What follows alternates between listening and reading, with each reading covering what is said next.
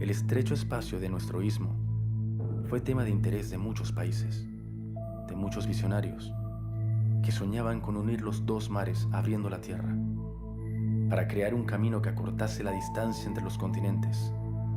Sin saberlo, estaban escribiendo la historia de nuestro canal y la historia de su ampliación, y con ella, la historia de nuestra gente, nuestra identidad, nuestras costumbres, nuestro país.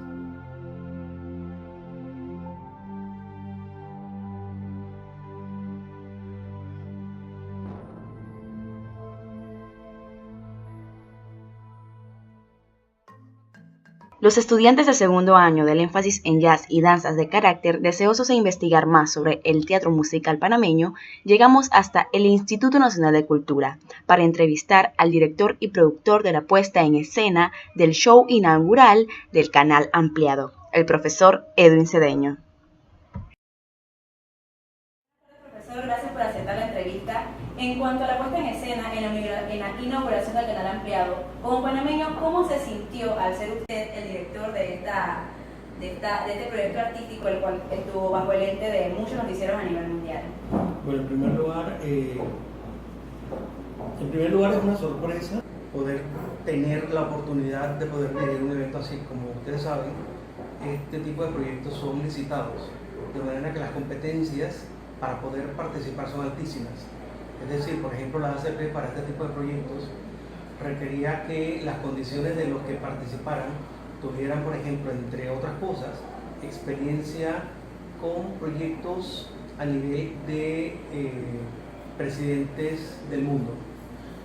O sea, que no podía ser cualquier persona que podía aplicar. Dos, tenía que ser algún proyecto que tuviera experiencia en manejo de masas. De manera que todo este tema de las licitaciones, vamos a suponer si la licitación era por $3 millones, esto significa que si tú vas a competir, tú tienes que tener una fianza, tú tienes que poder tener dinero para poder responder en caso de que haya algún problema. O sea que esto no es, estamos hablando de que cualquier persona, de manera que esto elimina por completo a un montón de posibles participantes. Este tipo de licitaciones lo que permite es que se formen consorcios de empresas, una empresa que tenga por un lado la parte positiva de un lado y otro que tenga la otra parte.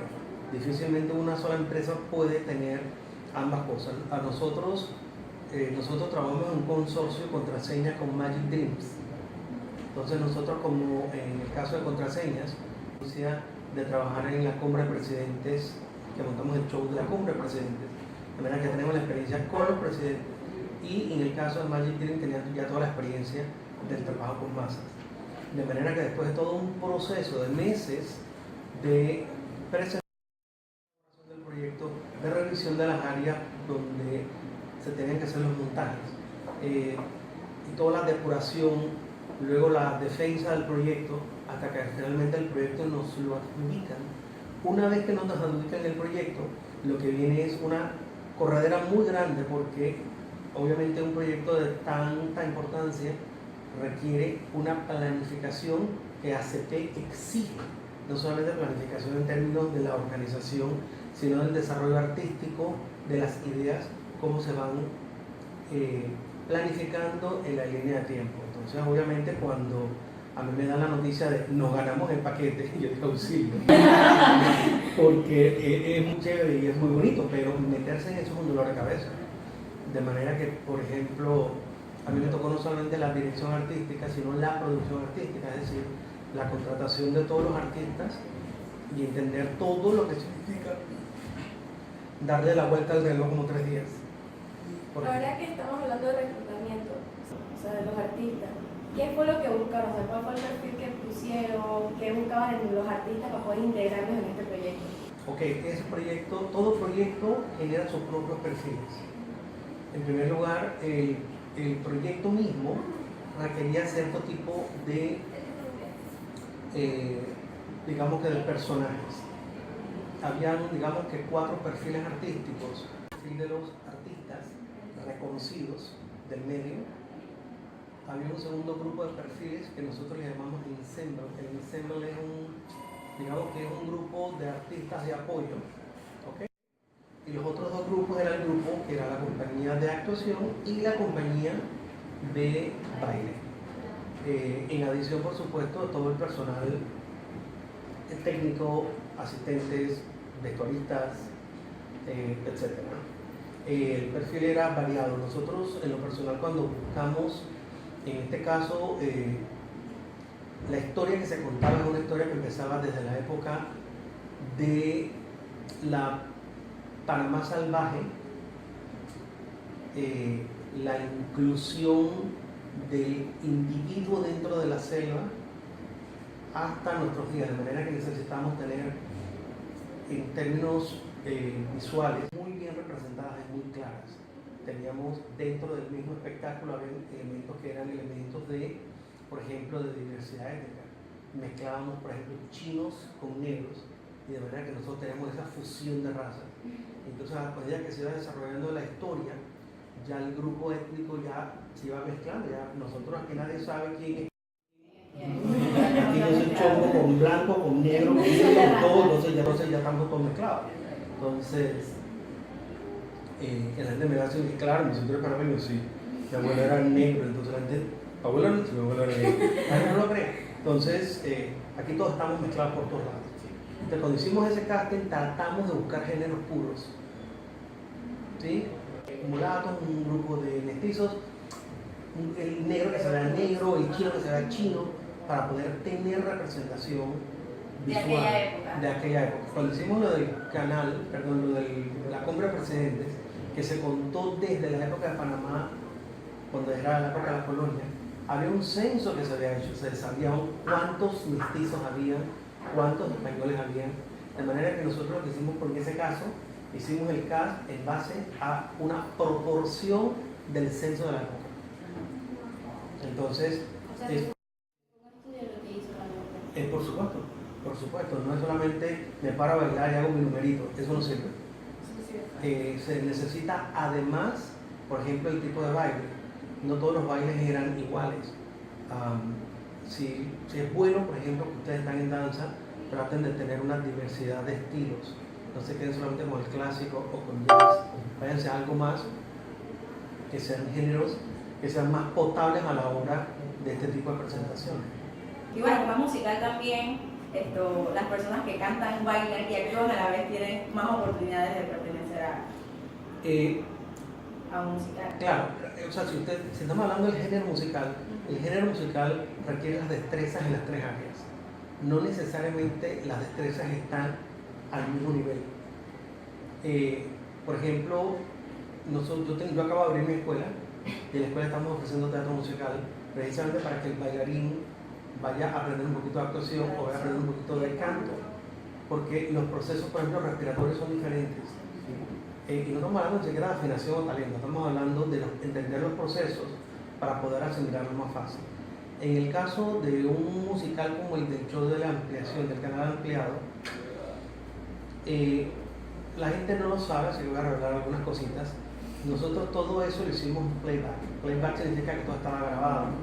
Los coros, todo se tenía que grabar, porque nosotros estamos... Al aire libre, uno de los problemas del aire libre tiene condiciones técnicas absurdamente que puede llevarnos fuera de control. Dos, el primer show que fue en Agua Clara es un área que llueve siempre.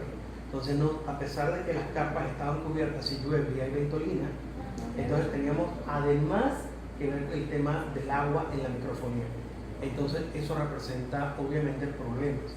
Entonces, obviamente, el productor, que además maneja perfectamente bien todo lo que es la parte de la producción audiovisual, tomamos la decisión, obviamente, en conjunto de vamos a grabar y vamos seguro. Y eso, además, la señal para la televisión es hasta mejor, porque ya va todo controlado. A nivel del presupuesto, ¿cuáles elementos fueron más difíciles y por ende más caros para conseguir en esta producción? Yo puedo hablar de la parte que yo manejé, porque esta es una producción macro, no, esta es una producción que fue como de $3 millones. Esta es una producción que va mucho más allá de simplemente lo que la gente ve en televisión. ¿Okay? En lo que a mí me compete, nosotros manejamos, imagínense, de esa cantidad de plata manejamos, si acaso fueron como $100,000. Y esos $100,000, obviamente, no un poquito más, como 125, se tuvo que pagar obviamente vestuario, y vestuario es un índice, vestuario es una variable que generalmente es una variable multiplicadora. La gente dice, ¿cuánto vas a costar vestuario? $10,000. $10,000, cualquiera diría, ¿tanto? $10,000. Vamos a ver cuántas personas son. Tengo que vestir 30 personas, cada una con un cambio, significa que son 60 personas. Pero cuando tú divides, por ejemplo, 10,000 entre 60, dando cuenta que el número o el costo por individuo baja. Entonces, obviamente, ese costo incluye no solamente la confección, sino que incluye los asistentes que ayudan a vestir y los asistentes que están ahí porque si se daña algo hay que entallar, hay que arreglar de una vez. Hay un montón de gente que va hacia ese lugar. Y como el lugar teníamos que dormir todo era mucho más complicado. De manera que cuando hablamos de costos, de presupuestos, y los presupuestos no son en las condiciones en las que regularmente uno está, uno entiende que uno tiene que pagar un poco más. Porque nosotros tuvimos ensayo general en Cocolí el viernes, toda la tarde. O sea que tuvieron que transportar a todo el bailarín. A todo el mundo lo tuvimos que transportar. Eso incluía comida y un montón de cosas más, como ensayo general con vestuario y todo, el viernes en Cocolí. Llegamos a nuestras casas como a las 8 de la noche del viernes para pararnos y estar en el punto de encuentro a las 10 de la mañana, porque teníamos que estar en Agua Clara a mediodía del sábado. Nosotros nos fuimos a Agua Clara, estuvimos en Agua Clara toda la tarde, salimos de Agua Clara a las 5 o 6 de la tarde hacia el Hotel Washington a dormir y a cenar, para estar en el lobby, para salir del lobby a las 3 de la mañana, porque teníamos que estar antes de las 4 de la mañana en Agua Clara. Ese día del show, ya estábamos a las 4 de la mañana en Agua Clara, desayunamos allá en Agua Clara, y el show tuvimos que esperar desde las 4 de la mañana hasta las 10 de la mañana en el show. O sea que le dieron la factura. Sí, no hemos terminado, eso era en Agua Clara. Terminé en Agua Clara y nosotros tuvimos que empezar a irnos por los buses, por otro lado para irnos entonces para Cocolí. Llegar a Cocolí, revisar cómo estaba todo para el show de Cocolí, que fue a las 5 de la tarde.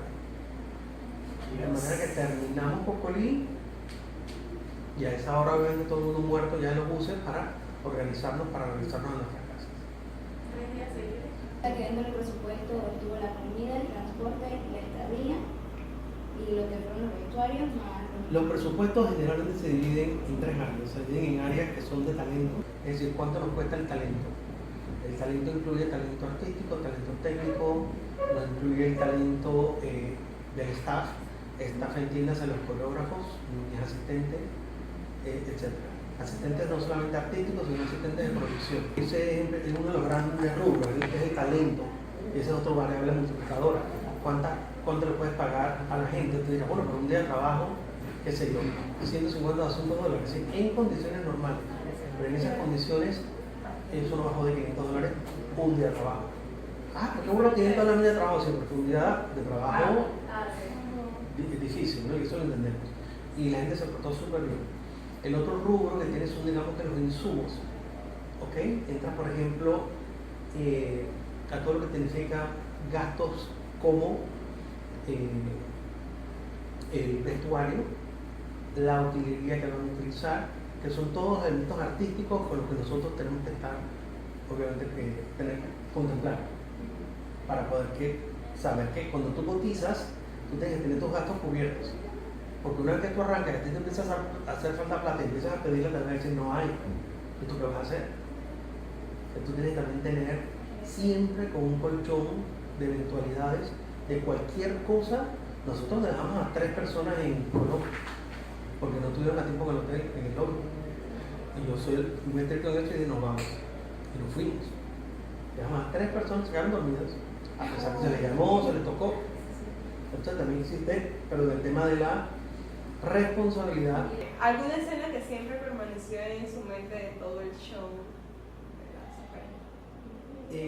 Por alguna razón, cuando tú ensayas, es decir, cuando las músicas me las van proveyendo, pues estamos trabajando sobre una línea musical, me van proveyendo las músicas que vamos creando la historia que vamos a contar, siempre se te pegan algunas canciones, o por buenas o por malas. Cuando yo recibo un rough, yo no recibo el final. Y siempre recuerdas mucho algunas canciones, pero por alguna otra razón muy especial, cuando las canciones están andando en el show mismo, otras canciones empiezan a adquirir otro tipo de valor. Por ejemplo, a mí en lo personal no me gustaba una canción que se llama La decisión de un país, que era cuando se votaba por el plebiscito. A la gente votaba que sí. Esa canción la cantaba Priscila Moreno y Yamil Capitre. Y a mí no me gustaba para nada. Y resulta ser que fue una de las canciones más emotivas, porque el barco estaba justo pasando al lado y la canción hablaba de la decisión de un país de marcar su futuro y tenía el barco al lado. Entonces, ese tipo de cositas era, uno no se da cuenta, pero tú estás montando el show asegurándote que todo mundo esté correcto, no se tape, uno está en las cosas técnicas.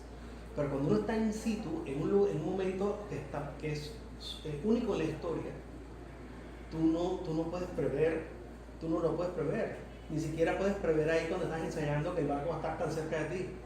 Cuando estás al lado de la tarima, que ves el monstruo ese que está cerquísima de ti, tú te das cuenta la naturaleza realmente en lo que nos metimos, ¿no? ¿Qué altibajos acarrea el montaje de estas producciones? Altibajos se refiere a eventualidades. Eventualidades que pueden suceder. Todo proyecto tiene eventualidades. Todo proyecto. Usted se tiene que asegurar de prever las posibles eventualidades. Cuando usted las puede prever, usted puede tomar acciones con anticipación para que el impacto sea menor. Por ejemplo, nosotros en el casting no escogimos a nadie con problemas alérgicos. ¿Por qué? Porque las personas alérgicas, si tú tienes un problema alérgico, estamos allá en Colón, ¿cómo vamos a hacer? O sea, significa que no tenemos que suspender todo lo que estamos haciendo para poder atender, a pesar que allá iba a haber servicio médico y todo. Nosotros tuvimos 2 personas intoxicadas por un tema de comida, normal, pues a nadie se intoxicaron 2 personas. Digo, si tú sabes que tienes el estómago sensible y la comida la hueles y no te huele bien, no te la comas, ¿cierto? Yo me comí la misma comida de esa persona, a mí no me hizo ningún problema, ningún efecto. Y otra persona, por cansancio, por lo que sea, a pesar que dimos, hablando de prevenir, hablamos de estar hidratado desde una semana antes, correctamente, porque ahí hay mucha deshidratación producto de la humedad. Y una persona que cuando llegamos para el show de Cocolí, que fue el otro, la humedad, el cansancio, el calor, la persona tuvieron que poner en crisis. Y lo bailó, no participó. Pero lo que quiero decir es, esas cosas, a pesar de que tomamos las previsiones, el ser humano es como es. El ser humano es como es. Así es que altibajos siempre van a haber, siempre van a haber. Tratamos de, por ejemplo, de decirles a la gente cosas. Por ejemplo, cuando tú te metes a esto, vas a hacer un casting, y antes de nosotros seleccionar a las personas, nosotros les decimos, el que se mete no se puede salir. ¿Por qué? Porque entra en una fase de acreditación. De la fase de acreditación, es una vez que estás acreditado y tú te vas, yo no te puedo reemplazar. ¿Me estoy explicando? Y nosotros tuvimos casos de personas que por N o Y razón presentaron situaciones como, me tengo que ir, no puedo por cualquier cosa. Entonces, por más que tú le explicas a las personas eso para prever un problema, resulta ser que ocurre. Entonces, a uno no solamente le queda la experiencia, y 2, uno se acuerda del nombre de la persona, porque una experiencia nueva no la casteas. ¿Me estoy explicando? ¿Por qué? Porque tú no quieres. Recuerden que los castings, esto es temporal. Nosotros convocamos a un casting para un show que es un día, en un momento, se acabó y fuimos. ¿Cierto? Pero, si nosotros fuéramos una compañía, fuera otra cosa. Pero esto, como decimos nosotros, esto es one shot. Entonces, tú vas, lo vienes a hacer, quedas mal, y cuando te quedas mal, tú quedas mal todo el mundo, y luego tenemos entonces un dolor de cabeza. En toda su carrera, ¿cuál ha sido su puesta en escena favorita o en la cual se ha sentido más identificado? Uno le coge cariño a ciertas obras de razones que no tienen nada que ver con lo artístico. No sé, hay diferentes proyectos. Hay proyectos chiquitos que a uno le llenan muchísimo. Por ejemplo, yo hice hace muchos años una producción pequeña de Magnolias de Acero, que fue una obra llevada al cine, con 6 actrices y fue una obra sumamente emotiva. Por ejemplo, hice otra obra también de carácter, en este caso dramático, que se llamaba Bent, en inglés no tenía traducción la obra, que tenía que ver con, nosotros hemos creído tradicionalmente que en los campos de concentración los que abundaban eran judíos, pero había una gran cantidad de gente adicional que tenían un sistema de clasificación a través de un sistema de triángulos. Entre esos había homosexuales. Entonces, después que liberaron a los prisioneros de los campos de concentración, los homosexuales siguieron siendo prisioneros como por 10 años después. Y cuando ellos empezaron a salir de los campos de concentración, como 10 años después fue que ellos empezaron a hablar de sus experiencias. Y no les puedo explicar lo que es eso. Entonces, Ben trata acerca de estas experiencias de personas de orientación homosexual en los campos de concentración y sus experiencias con la clasificación de los símbolos dentro de este lugar. Yo hice el año pasado, creo, otra obra llamada Coq, tampoco tiene traducción, con Martín Perú, Andrés Morales, Miroslava Morales y Ramón Serrano. Una obra que para mí fue muy particular porque hay obras, con todo el tema de derechos de autor, hay obras en que los autores exigen cierto tipo de condiciones de montaje. Y en esa obra el autor exigía no utilería, ni mobiliario. Entonces tenía que usar el espacio vacío y contar la historia a partir de allí.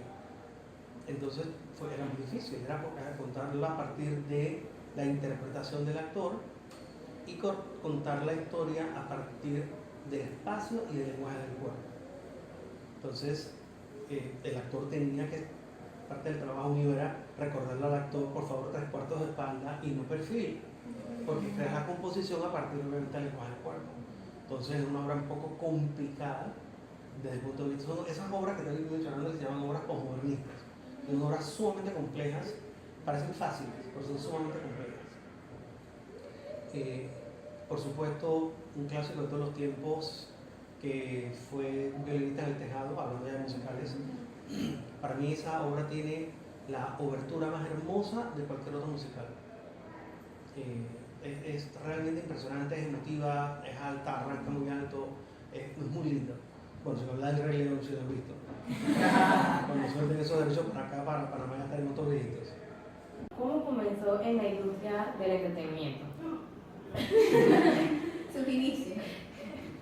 Yo empecé haciendo teatro, imagínense, cuando estaba en la escuela secundaria. Entonces, uno lo hace porque te gusta, o sea, tú bailabas y yo estoy seguro que la comparsa de esta escuela porque te gustaba.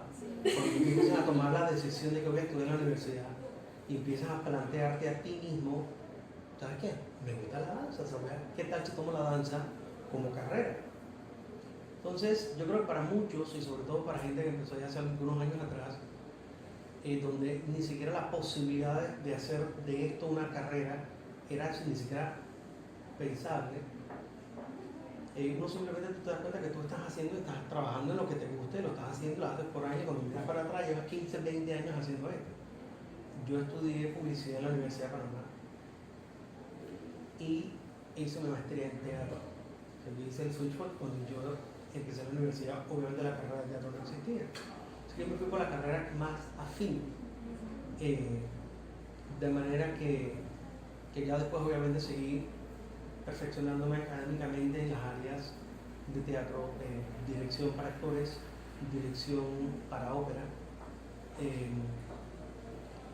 dirección para cámara y otras cositas más. ¿Tiene alguna meta o sueño profesionalmente, personal que quiera cumplir? Quiero jubilarme rápido y todo. Eso. Jubilarme, ¿cuándo me voy a jubilar? Ya, me quiero jubilar ya. Sí, yo creo que hay cositas que uno siempre tiene. Uno en este mundo es como un poquito, ¿cómo decir? Místico, A veces a uno no le gusta revelar muchas cositas porque como que no se cumple. Esas cosas como que no se dicen, pero sí. Uno siempre tiene como que unas ganas de hacer cositas. De repente a los años como que ay, ya no lo quiero hacer, estás muy cansado porque esto drena energías. Y hay veces en que las condiciones no son las mejores para hacer ese proyecto, entonces eso significa que te va a drenar más energía todavía. Por lo pronto yo estoy en el proceso de cumplir uno de esos sueños que fue abrir mi escuela. Yo estoy en el proceso de consolidar mi escuela en este momento. ¿Cuál es el nombre de esa escuela? Estudio PTY, ese es el nombre que estamos promoviendo en redes, pero se llama Edwin Cedeño Performing Arts. ¿Y dónde está ubicado? ¿Sabes dónde está el Teatro en Círculo?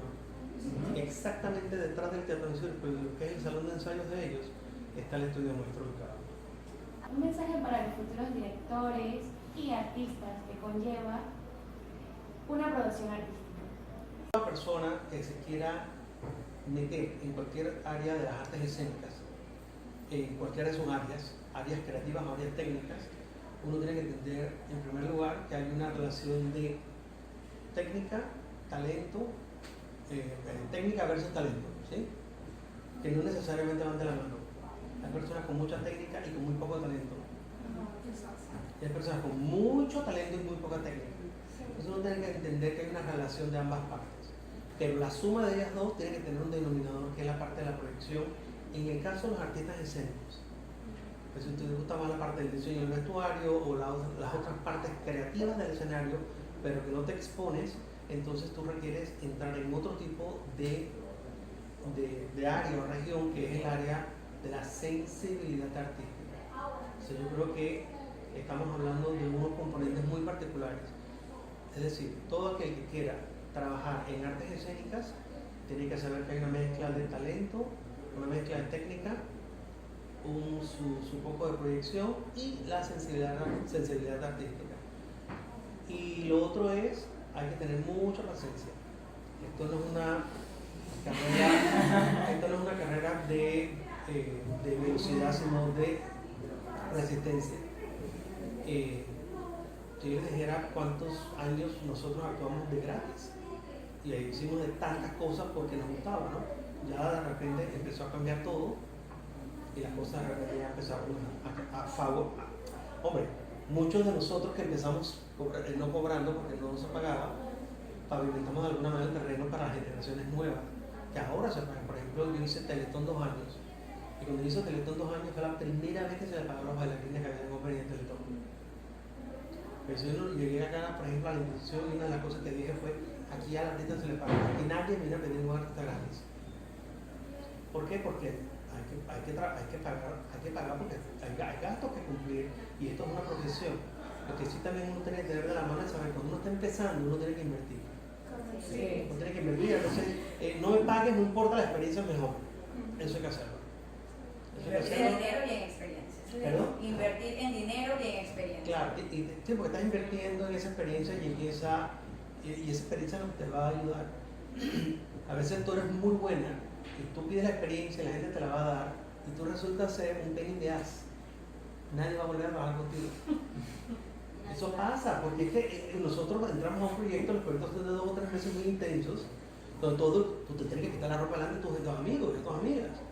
¿Qué pasa si tú fuiste casteada y la persona ¿sabes lo que es un mitómano? Lo que es roban, y no te das cuenta. Y eso crea caos dentro de una producción. Entonces el tiempo que toma darse cuenta quién es la persona que está haciendo eso. Entonces, esas son cosas en las que tú no te quieres meter. Porque simplemente tú tienes un problema de proyección individual, es decir, la gente te cae, tú le caes mal a la gente y tú no sabes por qué. Nadie quiere trabajar contigo. ¿Me explico? Sí. Uno tiene que saber todas esas cositas, uno las tiene que conocer cuando uno va a empezar a trabajar en este tipo de cosas. Porque convives mucho tiempo junto para un proyecto específico y tú no quieres pasarla mal, ni tú ni nadie. Entonces, esas cositas yo creo que pueden ayudar mucho. Gracias. Muchas gracias por este tiempo que se ha tomado con nosotros para explicarnos y darnos su información sobre todo este transcurso de su carrera. Ya vemos que tiene mucho éxito y esperamos que siga teniendo muchos éxitos y buen trabajo. Bueno, muchísimas gracias a ustedes por la oportunidad y les deseo a ustedes también mucha esperanza, mucha paciencia y mucho éxito.